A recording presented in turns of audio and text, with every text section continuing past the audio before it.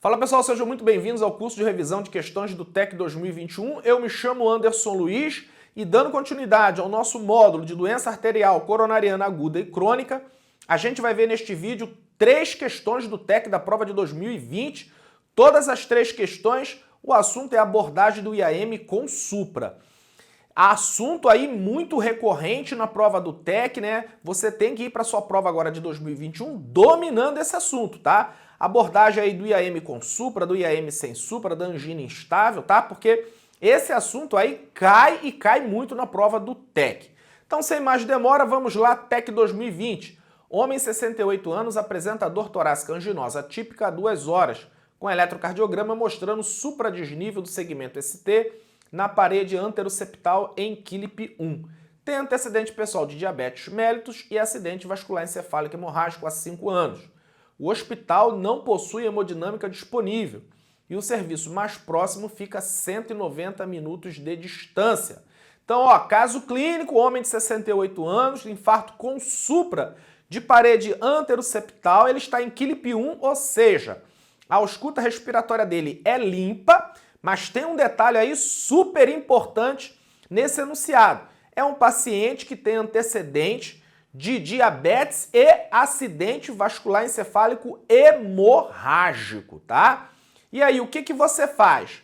Você aguarda aí esses 190 minutos para você remover esse paciente para uma intervenção coronária percutânea ou você parte para fibrinolítico. Então aí, se a gente olhar as alternativas, né, você vai ver que a alternativa aí tem antiagregante plaquetário, tem anticoagulante, tá? E algumas alternativas têm fibrinolítico e outras alternativas têm a estratégia invasiva, ou seja, intervenção coronária percutânea. O que a questão quer saber é isso aqui, ó. É se você sabe quais são as contraindicações absolutas, tá?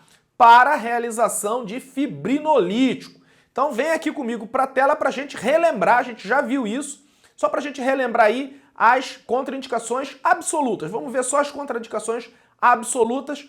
Então aqui, ó, contraindicações absolutas para uso de fibrinolítico. Ó, qualquer sangramento intracraniano prévio. Então esse paciente que tem uma história de um AVC hemorrágico há 5 anos, ele tem o quê? Ele tem uma contraindicação absoluta, tá? Então, outras contraindicações absolutas: AVC isquêmico nos últimos 3 meses, dano ou neoplasia do sistema nervoso central, trauma significativo na cabeça ou no rosto nos últimos 3 meses, sangramento ativo ou diástase hemorrágica, exceto menstruação, qualquer lesão vascular cerebral conhecida, né? Uma má formação arteriovenosa, tá? Dissecção aguda de aorta e discrasia sanguínea. Então aí estão aí as contraindicações absolutas, tá? Então a gente já viu que o nosso paciente, ele tem o quê? Ele tem uma contraindicação absoluta. Se tem uma contraindicação absoluta, ó, vamos cortar de cara todas as alternativas que tem o quê? Fibrinolítico, tá? Então a gente corta a alternativa A, a alternativa C e a alternativa D. A gente vai ficar apenas com as alternativas B de bola e a letra E, tá? Então vamos lá, letra B. Administrar S 300mg via oral, clopidogrel 600mg via oral, enoxaparina 1mg por quilo subcutânea de 12 em 12 e transferência imediata para angioplastia primária. E a letra E, administrar AS 300mg VO, ticagrelor 180mg VO, enoxaparina 1mg por quilo subcutânea de 12 em 12 e transferência imediata para a realização de estratégia invasiva precoce em até 24 horas da admissão. Ó, o serviço de hemodinâmica mais próximo fica a 190 minutos. Se esse paciente ele tem um infarto com supra, né, e a gente sabe que tempo é músculo, então por que eu tenho que aguardar 24 horas para fazer uma estratégia invasiva precoce? Não. Se eu tenho 190 minutos para remover esse paciente, então a gente vai fazer a intervenção coronária percutânea em 190 minutos, tá? Então não tem que aguardar 24 horas, a gente então corta a letra E, então o gabarito da questão é a letra B de bola, né? A gente faz AS, clopidogrel, enoxaparina e transfere esse paciente para o serviço de hemodinâmica aí, que fica a 190 minutos de distância, tá certo? Então, Gabarito letra B. TEC 2020, paciente apresenta dor torácica anginosa a 12 horas, a entrada na emergência, a frequência cardíaca de 120, pressão arterial de 90 por 60, saturação de oxigênio de 89% em ar ambiente, frequência respiratória de 28, bulhas rítmicas normofonéticas sem sopros, murmúrios vesiculares presentes com estertores até terço médio bilateral e tempo de enchimento capilar de 5 segundos. Eletrocardiograma evidenciou supradesnível do segmento ST de parede anterior extenso. A melhor conduta neste momento é, então, ó, paciente com dor já há 12 horas, tá? Chega à emergência, né, com uma pressão de 90 por 60, uma frequência de 120, tá? Saturando aí 89%, estertorando bilateralmente até terço médio de ambos os pulmões, e o tempo de enchimento capilar de 5 segundos, tempo alargado. Então esse paciente tem o quê? Ele tem um infarto com supra de parede anterior extensa complicado com choque cardiogênico, tá? Tá com choque cardiogênico. E aí ele quer saber qual é a melhor conduta imediata nesse caso. Então vamos começar de baixo para cima. Letra E. Administrar AS 300 mg, prasugrel 60 mg, milrinona IV, esmolol IV, opa, eu já paro por aqui, paciente tem choque cardiogênico, vai fazer beta-bloqueador venoso, nem pensar, e milrinona também é uma droga inotrópica, no entanto, causa muita hipotensão. Então, né, a gente corta a letra E para a gente ganhar tempo. Vamos lá, letra D. Administrar AS 300 mg, ticagrelor 180, dobutamina IV, ventilação não invasiva e tenecteplase IV. Ó, paciente aí, né, com choque cardiogênico, com risco de parada cardíaca, não se faz ventilação não invasiva, tá? E tenecteplase também não está indicado, porque esse paciente precisa de intervenção coronária percutânea.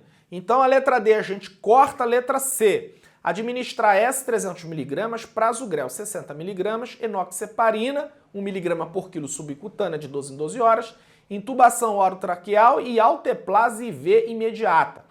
Ó, não tem indicação de fibrinolítico, tá? A indicação aí é de intervenção coronária percutânea. Então a gente corta a letra C, letra B. Administrar S 300 mg, clopidogrel 600 mg, noradrenalina IV, furosemida IV, ventilação não invasiva até compensação clínica e cateterismo após. Não tem indicação de ventilação não invasiva e não tem que ficar aguardando compensação clínica desse paciente. Né? Esse paciente tem que ir imediatamente para a sala de hemodinâmica. Então a gente corta aí a letra B e letra A. Administrar S 300 mg, ticagrelor 180 mg, dobutamina IV, intubação orotraqueal, encaminhar para angioplastia primária em caráter de emergência e considerar suporte circulatório mecânico. Perfeito, ó. Dupla antiagregação plaquetária, né? AS com ticagrelor, dobutamina, que é uma droga inotrópica que vai melhorar aí o débito cardíaco do paciente, né? Tem que intubar esse paciente, né? Encaminhar em caráter de emergência para a sala de hemodinâmica, considerar esse suporte circulatório mecânico, como por exemplo balão intraórtico. Então a letra A, né, está perfeita, então gabarito da questão, letra A. TEC 2020, homem 60 anos com dor torácica 2 horas, frequência cardíaca de 60, pressão arterial de 100 por 60, ausculta pulmonar normal, eletrocardiograma na admissão encontra-se a seguir, administrou-se 5 mg de nitrato sublingual, após 10 minutos o paciente encontrava-se hipotenso, pressão arterial sistólica de 60, confuso e agitado. Novo eletrocardiograma com taquicardia sinusal, mantidas as demais alterações. Então, ó, paciente de 60 anos, né, chega lá com uma dor torácica 2 horas, pressão 100 por 60, ausculta respiratória limpa, né, fez um ECG e fez aí 5 mg de nitrato sublingual. 10 minutos depois, o paciente estava o quê? Hipotenso, confuso e agitado. Vamos aqui olhar o eletrocardiograma da questão. Tá aí o eletro, né? Corrente de lesão subepicárdica na parede inferior do ventrículo esquerdo. Então a gente tem supra em D2, D3 e AVF. Então a gente está aí diante de um IAM com supra de ST de parede inferior, tá? E aí, toda vez que a gente estiver diante, né, de um infarto com supra de parede inferior, a gente tem que avaliar se houve o quê? Comprometimento do VD, rodando as derivações especiais V3R e V4R, e também comprometimento da parede dorsal, rodando as derivações V7, V8 e V9, tá certo? Mas, olhando o eletrocardiograma, a gente consegue saber aí qual é a artéria culpada só em olhar esse ECG do jeito que ele tá aí, tá? Será que a gente consegue? Muito bem. Existe aí, né, um fluxograma para a gente tentar identificar a artéria culpada no IAM inferior. A gente sabe que no IAM de parede inferior, ou a parede inferior ela é irrigada pela coronária direita, ou a parede inferior é irrigada pela artéria circunflexa. Então, o IAM de parede inferior pode ter como artéria culpada a coronária direita ou a artéria circunflexa, tá? Então, como é que a gente faz? Então, vem aqui comigo para a tela que eu vou te mostrar um macete para identificar, né, a artéria culpada no IAM com supra de parede inferior. Então tá aqui, a gente vai olhar primeiro para a derivação D1, tá? A derivação D1. Se a derivação D1 apresentar um infradesnível do segmento ST, a artéria culpada é coronária direita. Se a derivação D1 apresentar um supra de ST, tá? A artéria culpada é a circunflexa. E se por acaso ele não apresentar desvio na derivação D1, o ST não tiver desvio, aí a gente vai olhar o quê? O supra de D2 e de D3, tá? O supra de D2 e de D3. Caso o supra de D2 seja maior ou igual ao de D3, aí a artéria culpada é a circunflexa. Caso o supra de D2 seja menor que o de D3, aí a gente vai ver as somas dos infras, né, da amplitude do infra de V1 a V3 e vamos dividir pelas somas, né, da amplitude do supra da parede inferior, D2, D3 a VF. Caso, né, essa razão aqui, infra de V1 a V3, dividido pelas somas do supra de D2, D3 a VF, for maior que 1, aí a artéria culpada é a circunflexa. Se for menor ou igual a 1, a artéria culpada é a coronária direita. Então vamos lá voltar para o nosso eletrocardiograma. Perceba, né, que aqui em D1, ó, vem aqui comigo, em D1, ó, infra de ST. E aí, infra de ST em D1 é o quê? Coronária direita, tá? Coronária direita. Então, se é coronária direita, existe aí a chance, o quê? De ter tido um infarto, né, do ventrículo direito. Principalmente se o acometimento da coronária direita for o quê? Proximal, tá certo? Então, a princípio, esse paciente apresentou uma hipotensão aí, ficou confuso, agitado logo após nitrato. Por quê? Nitrato é contraindicado no infarto de ventrículo direito, tá? E aí ele quer a explicação mais plausível para a hipotensão e a conduta inicial frente ao caso são respectivamente. Então vamos lá, vamos para as alternativas. Letra A, insuficiência mitral aguda e cirurgia cardíaca imediata. Não, né? O acometimento aí é da coronária direita, né? É infarto de VD. Então a letra A a gente corta. Letra B, ruptura de septo interventricular e cirurgia cardíaca de imediata. Não, também não. Então a gente corta.